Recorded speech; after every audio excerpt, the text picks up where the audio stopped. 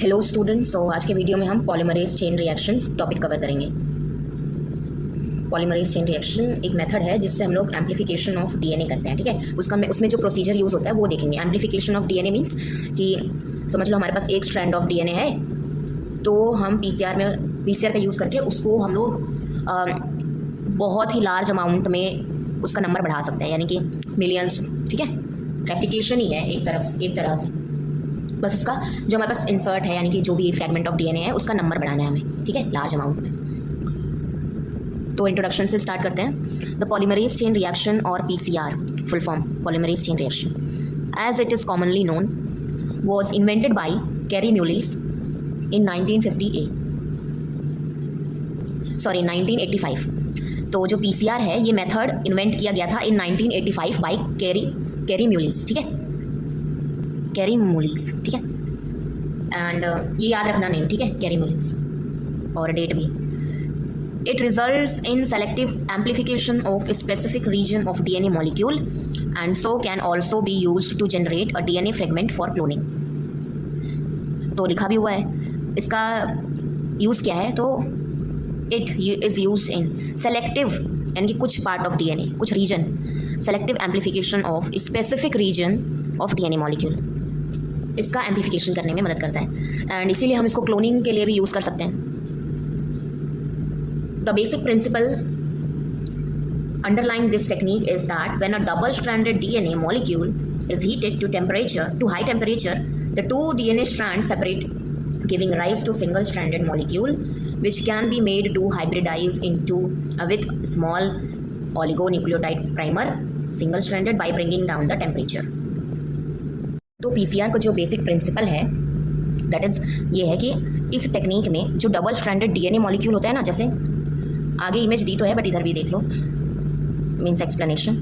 तो ये डीएनए का स्ट्रैंड है, डबल स्ट्रैंडेड होता है। तो इसमें हम लोग डबल स्ट्रैंडेड डीएनए मॉलिक्यूल को हीट करते हैं हाई टेम्परेचर पे। ठीक है, आगे टेम्परेचर भी है, किस टेम्परेचर पे? हाई टेम्परेचर पे डबल स्ट्रैंडेड डीएनए मॉलिक्यूल को हीट किया जाता है। ये पहला स्टेप है। तो इससे क्या होता है, the two strand of DNA separate. तो ये जब हीट करते हैं हम इसको एट हाई टेम्परेचर, तो ये दोनों डीएनए स्ट्रैंड जो है वो सेपरेट हो जाते हैं। ये अलग और ये अलग, तो दोनों स्ट्रैंड सेपरेट हो गए। नाउ सेकेंड स्टेप में हम लोग प्राइमर से हाइब्रिडाइजेशन कराते हैं। Separate giving rise to single stranded molecule which can be made, फिर hybridize with small oligonucleotide primer. Single stranded होते हैं ये by bringing down the temperature. And फिर हम लोग टेम्परेचर जो है उसको कम करते हैं एंड हाइब्रिडाइज कर देते हैं ऐसे छोटे छोटे ऑलिगोन्यूक्लियोटाइड जिसके अंदर 8 to 10 बेसेस होते हैं। ठीक है, उससे ज़्यादा भी हो सकते हैं, इसमें जैसा दिया रहेगा वो लिखना। ठीक है, तो प्राइमर्स जो होते हैं इनको हम लोग डाल देते हैं टेस्ट ट्यूब में। तो ये जो है ना, ये अपने सीक्वेंस के कॉम्प्लीमेंट्री में जाके हाइब्रिडाइज यानी कि जुड़ जाते हैं। जैसे रेप्लिकेशन ऑफ डीएनए में पढ़ा होगा कि जब रेप्लिकेशन होता है तो वो स्टार्ट करने के लिए डीएनए पॉलीमरेज को प्राइमर की ज़रूरत पड़ती है। एक आरएनए प्राइमर बनता है ना, तब जाके जो चेन है रेप्लिकेशन की वो स्टार्ट होती है। तो इधर भी वही है, अब स्टेप्स आगे दिए हुए हैं। तो ये बेसिक प्रिंसिपल, अगर क्वेश्चन आएगा एग्जाम में कि what is the basic principle of PCR, तो ये लिखना है, ये जो लिखा हुआ है। If to this an enzyme called DNA polymerase and nucleotide triphosphates are added, much like what happens during replication, that is primer extension occurs. तो ये प्राइमर जो होंगे ये इसके कॉम्प्लीमेंट्री में ऐसे जुड़ जाएंगे एंड देन उस सोल्यूशन में हम लोग टेस्ट ट्यूब के अंदर डीएनए पॉलीमरेज डाल देंगे। डीएनए पॉलीमरेज को क्या है, वो जो न्यूक्लियोटाइड है उनको ऐड करते रहता है और डीएनए की चेन को इलोंगेट करता है ना रेप्लिकेशन में, ये तो याद ही होगा। तो न्यूक्लियोटाइड और न्यूक्लियोटाइड ट्राइफॉस्फेट जो है ये हमारे सबस्ट्रेट हैं, इन्हीं को डीएनए पॉलीमरेज लगाता है लाइन टू लाइन एक एक करके। ठीक है, ऐसे चेन को इलोंगेट करता है। तो यहाँ पे प्राइमर एक्सटेंशन अगर, मतलब प्राइमर जहाँ पे लगा होगा उसके आगे उसका एक्सटेंशन करेगा, उसको बढ़ाएगा, इसका मतलब यही है। तो इसमें रेप्लिकेशन की तरह ही हो रहा है बट एक छोटे रीजन का हो रहा है, एक छोटे region of DNA strand fragment का। ठीक है, now this procedure is repeated several times. ठीक है, इस प्रोसीजर को बार बार रिपीट करते हैं। मतलब एक बार हो गया एक्सटेंशन हो गया, तो हमें पहले एक था, 2 स्ट्रैंड अलग किया हमने, अब इसका जब एक्सटेंशन हो जाएगा तो ऐसे ऐसे बन जाएंगे, ऐसे हमें डबल स्ट्रैंडेड मिल जाएंगे फिर से। अब हम फिर से हीट करेंगे, इन लोगों को भी तोड़ देंगे। तो यहाँ से हमें 1 स्ट्रैंड, 2 स्ट्रैंड, 3 स्ट्रैंड, 4 स्ट्रैंड मिल जाएंगे। फिर इनका दोबारा से हम वही PCR करेंगे, प्राइमर ऐड होगा, ये सब होगा, एंड इससे हम लोग 2x मल्टीप्लाई हो जाएगा। तो ऐसे 2x जो है हमें एम्पलीफिकेशन मिलता जाएगा। ठीक है, ठीक है, ये हो गया। Which ultimately result in amplification of DNA stretch between the two primer, one on each strand of DNA। Then the basic requirement of PCR reaction are. तो एक PCR करने के लिए क्या क्या रिक्वायरमेंट है मटेरियल्स की, वो देख लेते हैं, एंड ये सब लर्न भी करना है। सो फर्स्ट है DNA template to be amplified, यानी कि DNA का वो पार्ट जो हमें एम्पलीफाई करना है, यानी कि जिसका हमें लार्ज अमाउंट ऑफ नंबर चाहिए जिस फ्रेगमेंट का, तो वो टेम्पलेट DNA टेम्पलेट ले लेंगे। नाउ दूसरा प्राइमर चाहिए, primer which are oligonucleotide. Oligonucleotide means जिनके अंदर 10 to 18 न्यूक्लियोटाइड्स होते हैं, यानी कि जैसे ये DNA स्ट्रैंड है एंड इसके अंदर ये जो बेसिस काउंट होते हैं ना, न्यूक्लियोटाइड ही होते हैं ये। तो ऑलिगोन्यूक्लियोटाइड्स उनको बोलते हैं जिनके अंदर 10 to 18 न्यूक्लियोटाइड्स होते हैं, उनको ऑलिगोन्यूक्लियोटाइड बोलते हैं। तो ऐसे प्राइमर्स चाहिए जिनके अंदर 10 to 18 न्यूक्लियोटाइड हों, और इनका काम क्या है, that hybridise to the target DNA region 1 to each strand. ये जो दोनों स्ट्रैंड अलग हुए हैं ना, इन दोनों स्ट्रैंड पे एक एक लगेगा, एक इधर लगेगा, एक इधर लगेगा। तो 2 तरह के प्राइमर होते हैं, एक फॉरवर्ड प्राइमर होता है और एक बैकवर्ड प्राइमर होता है। ठीक है, 2 primer of such sequence are required so that they can hybridise as indicated in figure 8। Figure देखेंगे बाद में, तो यहाँ से भी समझ सकते हो। एक इस स्ट्रैंड के लिए चाहिए, एक इस स्ट्रैंड के लिए चाहिए, तो 2 प्राइमर चाहिए। एंड इनका नाम भी होता है, एक फॉरवर्ड पे लगता है और एक बैकवर्ड पे लगता है, क्योंकि DNA रेप्लिकेशन में पढ़ा होगा कि जो दोनों स्ट्रैंड हैं वो एक तरह के नहीं होते हैं। एक तो कंटिन्यूअस में उसका इलॉन्गेशन होता है एक स्ट्रैंड का, और दूसरे स्ट्रैंड का नॉन कंटिन्यूअस इलॉन्गेशन होता है। बीच में ओकाज़ाकी फ्रेगमेंट्स आते हैं, देन उनको दोबारा जो है एग्जामाइन करके DNA पॉलीमरेज वहाँ पे न्यूक्लियोटाइड ऐड करता है ना। तो ऐसे ही इधर भी है, तो एक तरफ 5 प्राइम होगा, एक तरफ 3 प्राइम होगा, तो इधर 3 प्राइम होगा एंड इधर 5 प्राइम होगा। एंड हमें पता है कि जो रेप्लिकेशन होता है, यानी कि जहाँ से न्यूक्लियोटाइड ऐड होते हैं, वो सिंथेसिस 5 प्राइम टू 3 प्राइम तक से जाती है ना, 5 प्राइम से 3 प्राइम। तो यहाँ पे भी वैसे ही सिंथेसिस होगा। मैंने यहाँ पे प्राइमर लगाया, तो मतलब यहाँ पे 3 प्राइम लिखना चाहिए था मुझे, और ये 5 प्राइम, और यहाँ पे अलग कर दो, यहाँ पे 5 प्राइम कर दो, यहाँ पे 3 प्राइम। तो प्राइमर यहाँ पे अटैच होगा, तो यहाँ पे 5 प्राइम बनेगा, एंड ये आगे ऐसे जाएगा, यहाँ पे 3 प्राइम, तो 5 प्राइम टू 3 प्राइम। अगर ये नहीं समझ में आ रहा तो एक बार रेप्लिकेशन देख लो, फिर उसके बाद इधर आके ये देख लेना। सो देन आगे बढ़ते हैं। तो DNA टेम्पलेट ले लिया हमने, प्राइमर ले लिया, ऑलिगोन्यूक्लियोटाइड होना चाहिए। तीसरा जो है हमें DNA पॉलीमरेज चाहिए, ऑफ कोर्स न्यूक्लियोटाइड तो वही ऐड करेगा, तो DNA पॉलीमरेज चाहिए which is stable at temperature above 80 degree Celsius. अब वहाँ पे टेम्परेचर जो है हाई हो रहा है, तो हमें एक ऐसा DNA पॉलीमरेज चाहिए जो स्टेबल रहे अबव 80 डिग्री सेल्सियस, क्योंकि टेम्परेचर तो हम चेंज करते रहते हैं ना, हाई भी चाहिए, लो भी चाहिए, तो स्टेबल रहना चाहिए। तो उसके लिए हम लोग यूज़ करते हैं टैग पॉलीमरेज, क्योंकि ये स्टेबल रहता है अबव 80 डिग्री सेल्सियस, तो इसको यूज़ करते हैं। ये याद रखना, DNA पॉलीमरेज क्या यूज़ होता है इन PCR, तो टैग पॉलीमरेज यूज़ होता है, एंड ये एक्सट्रैक्ट किया जाता है फ्रॉम थर्मस एक्वाटिकस। एक बैक्टीरिया है जिससे ये एक्सट्रैक्ट होता है, एंड ये which has been isolated from a thermostable bacterial species, यानी कि वो बहुत ही हाई टेम्परेचर में रहता है, थर्मोस्टेबल है। तो मैंने नाम भी बता दिया, थर्मस एक्वाटिकस, ये है नाम बैक्टीरिया का। तो DNA पॉलीमरेज हो गया, वो भी tag polymerase. And fourth is the deoxy nucleotide triphosphate. तो न्यूक्लियोटाइड चाहिए जो ऐड होंगे, एंड बफर, जिसमें ये सब हम करेंगे। बफर पता है क्या होता है? बफर वो होता है जो सोल्यूशन का, यानी कि जिसमें भी हम काम कर रहे हैं उसका pH चेंज नहीं होने देता है, pH मेंटेन करके रखता है। ठीक है, बफर। अब आओ डायग्राम के थ्रू और एक बार और जो प्रोसेस है वो पूरा देख लेते हैं। A single PCR amplification cycle involve 3 basic step. तो 3 स्टेप होते हैं।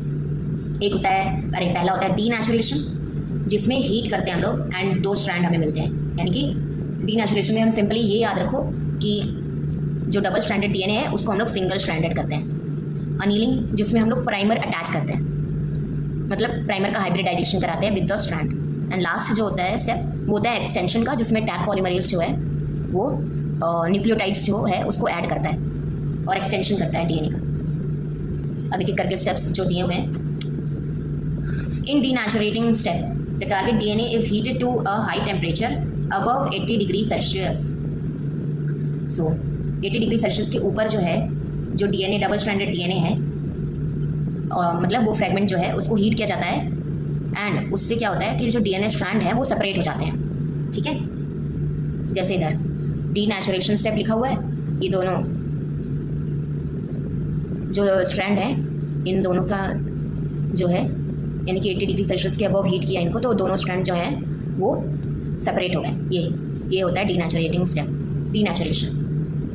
डीनेचुरेशन स्टेप में क्या हो रहा है, कोई मतलब इसमें पता है सिंपली इन दोनों के बीच में हाइड्रोजन बॉन्डिंग तो होती है, ये हाइड्रोजन बॉन्डिंग ही टूट जाती है, इन दोनों स्ट्रैंड जो है वो सेपरेट हो जाते हैं।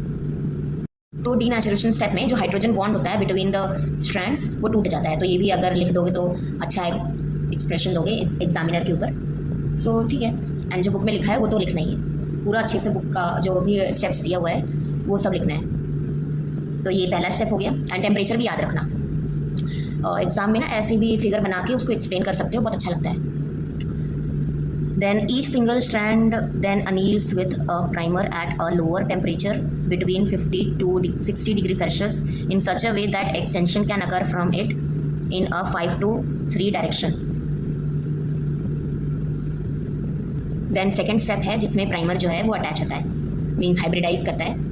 तो ये टेम्परेचर जो है लोअर कर दिया जाता है, 80 डिग्री सेल्सियस के अबव था ना, तो उसको 50 to 60 डिग्री सेल्सियस करते हैं, जिससे जो ये प्राइमर है ऑलिगोन्यूक्लियोटाइड वो हाइब्रिडाइज कर जाता है सिंगल मतलब जो भी स्ट्रैंड है डीएनए का।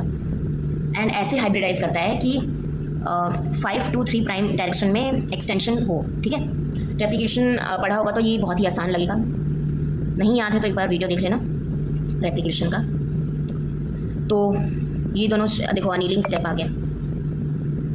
अनीलिंग स्टेप में ये है प्राइमर्स होते हैं एंड 52 डिग्री सेल्सियस पे ये लोग हाइब्रिडाइज कर जाते हैं। जैसे यहाँ पे मेंशन तो नहीं है कि 5 प्राइम का एंड कौन सा है, 3 प्राइम एंड कौन सा है, लेकिन एग्जाम में आप लोगों को मेंशन करना है 5 प्राइम एंड और 3 प्राइम एंड। जैसे इस स्ट्रैंड में इधर प्राइमर अटैच हुआ है तो मीन्स इधर 3 प्राइम होगा पक्का एंड इधर 5 प्राइम होगा, तभी तो ये 5 प्राइम रहेगा एंड ये 3 प्राइम। तो एक्सटेंशन ऐसे होगी, तो ऐसे हो जाएगा 5 प्राइम टू 3 प्राइम एक्सटेंशन। और ऐसे ये भी देख लेना, तो मतलब ये 5 प्राइम होगा एंड ये 3 प्राइम, तो इससे ये प्राइमर जो है ये 5 प्राइम होगा एंड ऐसे ये एक्सटेंशन करेगा इस डायरेक्शन में, तो ये हो जाएगा 5 प्राइम टू 3 प्राइम। तो ये हो गया दूसरा स्टेप, बहुत आसान है, मतलब सब कुछ लिखा हुआ है, बस समझना है। फिर the final step is extension, where in the enzyme Taq polymerase extend each primer using DNTPs। तो डीऑक्सी न्यूक्लियोटाइड ट्राइफॉस्फेट यूज़ करके DNA स्ट्रैंड को एक्सटेंड करता है, और यहाँ पे ये जो स्ट्रैंड्स हैं वो एक्ट करते हैं एज अ टेम्पलेट। तो ये 3 स्टेप्स हो गए, denaturation, annealing and extension. Extension step देख लो, ये होता है अबव 70 डिग्री सेल्सियस पे, एंड यहाँ पे देखो इस डायरेक्शन में एक्सटेंशन हो रहा है एंड यहाँ पे इस डायरेक्शन में एक्सटेंशन हो रहा है। The temperature for extension is around 70 degree Celsius. The procedure is repeated and each set of step is considered as 1 cycle. एक बार ये एक्सटेंशन हो गया, इसको 1 साइकिल मानेंगे, दूसरी बार करेंगे तो इसको दूसरी साइकिल मानेंगे। ठीक है, that is denaturation, annealing, extension.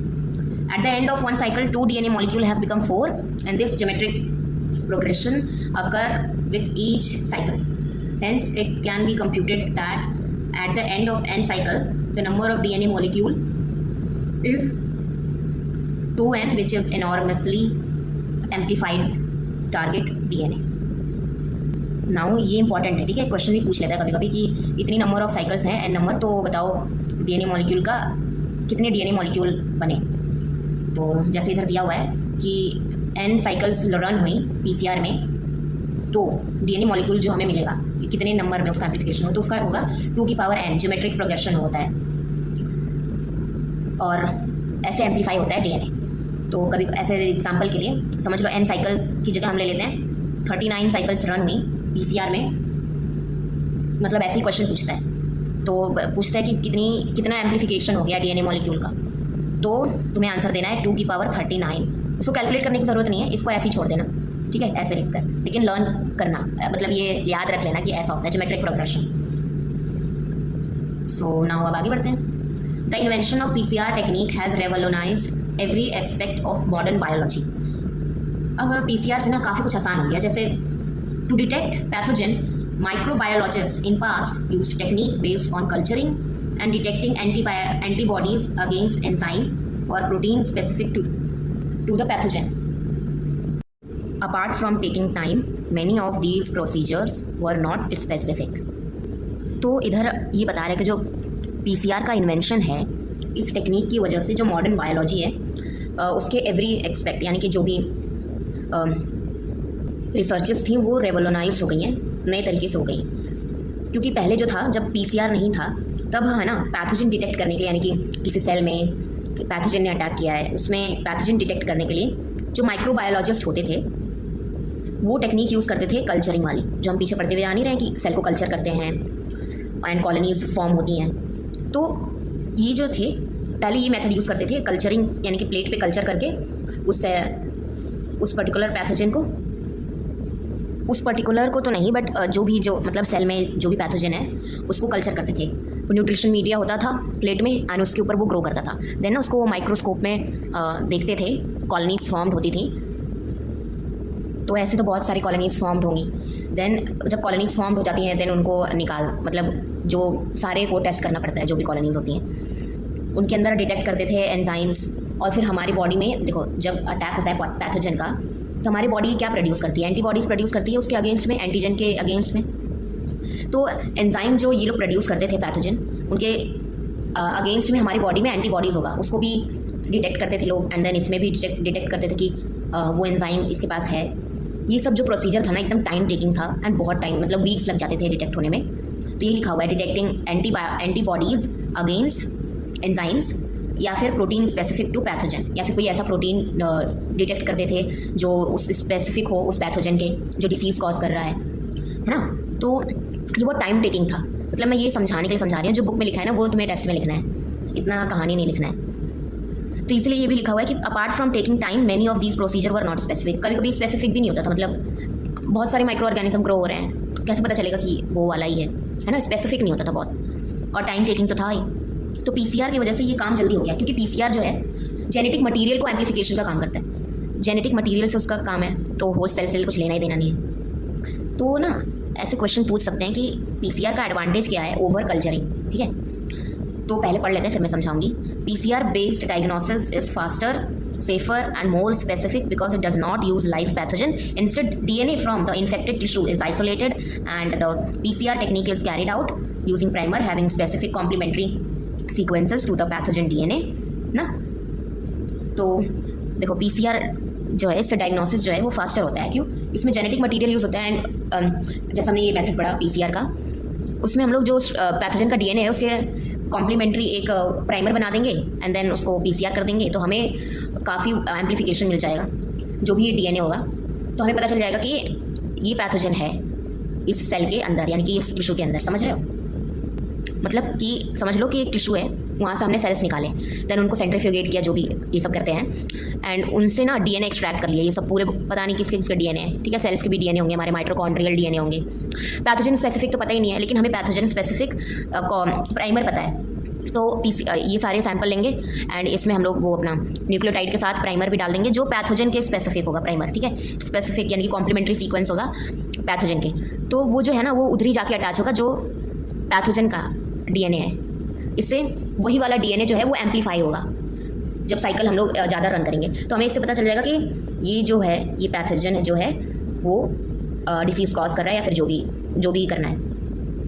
तो इससे फास्टर हो गया एक, तो दूसरा ये सेफ़र भी है क्योंकि पैथोजन जो है वो डिसीज़ कॉजिंग भी हो सकता है और नॉन डिसीज़ कॉजिंग भी हो सकता है। तो डिसीज़ कॉजिंग हुआ तो फिर प्रिवेंशन तो लेना पड़ेगा, मतलब कल्चरिंग में हाँ इन्फेक्शन भी हो सकता है हमें खुद को, लेकिन यहाँ पे तो जेनेटिक मटेरियल यूज़ हो रहा है, होस्ट सेल से कोई काम ही नहीं है, तो उससे भी बच जाते हैं हम। सेफ़र और मोर स्पेसिफिक होता है क्योंकि ये यूज़ नहीं करता लाइव पैथोजन ना, जेनेटिक मटेरियल यूज़ करता है। ये याद रखना, जेनेटिक मटेरियल यूज़ होता है। तो मोर स्पेसिफिक होता है कैसे कि इसमें वही DNA एम्पलीफाई होगा जो पैथोजन का होगा, इससे हमें पता चल जाता है कि ये पैथोजन जो है, ठीक है। एंड PCR का एक और फायदा है कि मतलब जो वाइबल सेल्स होते हैं उनको तो ग्रो कर सकते हैं कल्चरिंग के थ्रू, जो लेकिन नॉन वाइबल होते हैं, नॉन कल्चरेबल होते हैं, और जिनको कल्चर नहीं कर सकते उनको कैसे करेंगे डिटेक्ट। तो इससे PCR में भी एक बड़ा मतलब एडवांटेज है PCR का ओवर कल्चरिंग, है ना। वाइबल और नॉन वाइबल दोनों को ही डिटेक्ट करने में हेल्प करता है PCR। तो अब आगे बढ़ते हैं। तो ये सब जो पॉइंट्स हैं इनको अच्छे से लर्न करना है ना, ऐसे ही लिखना है, ठीक है। मैं जो बता रही हूँ वो सब नहीं लिखना है, जो पॉइंट्स लिखे हुए हैं बुक में ऐसे लिखना है, मैं समझा रही हूँ बस। PCR is also a valuable tool in forensic science as large amount of DNA can be amplified from small amount present at the crime site. तो वही जैसे पैथोजन का था, छोटा सा डीएनए मतलब स्मॉल अमाउंट ऑफ डीएनए उसको amplify कर दिया तो हमें उसका प्रेजेंस पता चल गया। ऐसे ही क्राइम साइट पे जैसे कुछ एक टुकड़ा बाल का मिल गया या फिर नाखून मिल गया, तो फिर यानी कि नेल, वो सब जो है उसके अंदर से जो डीएनए स्मॉल अमाउंट में निकलता है, देन उसका एम्पलीफिकेशन करके हम लोग लार्ज अमाउंट में डीएनए को प्राप्त कर सकते हैं, मतलब बना सकते हैं। तो इससे पता है एनालिसिस में हेल्प होगा, क्योंकि ना डीएनए हमें बहुत ही जगह चाहिए एनालिसिस करने के लिए कि तो ऐसे डिस्ट्रीब्यूट हो जाता है, तो हमें लार्ज अमाउंट ऑफ डीएनए चाहिए सब टेस्टिंग ये सब एनालिसिस करने के लिए। तो हमें इसीलिए ज़्यादा अमाउंट ऑफ डीएनए की ज़रूरत पड़ती है, तो हम लोग पीसीआर कर लेते हैं उसका, इससे हमारे पास लार्ज अमाउंट ऑफ डीएनए रहता है, एक्सपेरिमेंट करते हैं हम लोग for DNA finger printing analysis. ये एक टेस्ट है। In recent year, PCR has also found use in detecting specific microorganism from environmental sample of soil, sediment and water. तो PCR जो है एक और इसका हेल्पफुल यूज़ आ गया, मतलब इन डिटेक्टिंग स्पेसिफिक माइक्रो ऑर्गेनिज्म, यानी कि स्पेसिफिक माइक्रो ऑर्गेनिज्म को सेलेक्ट करना from sample of soil, sediment, water. It is interesting that archaeologists are using combination of PCR and fingerprinting analysis to relate and establish ancient Egyptian dynasties from sample obtained from mummies.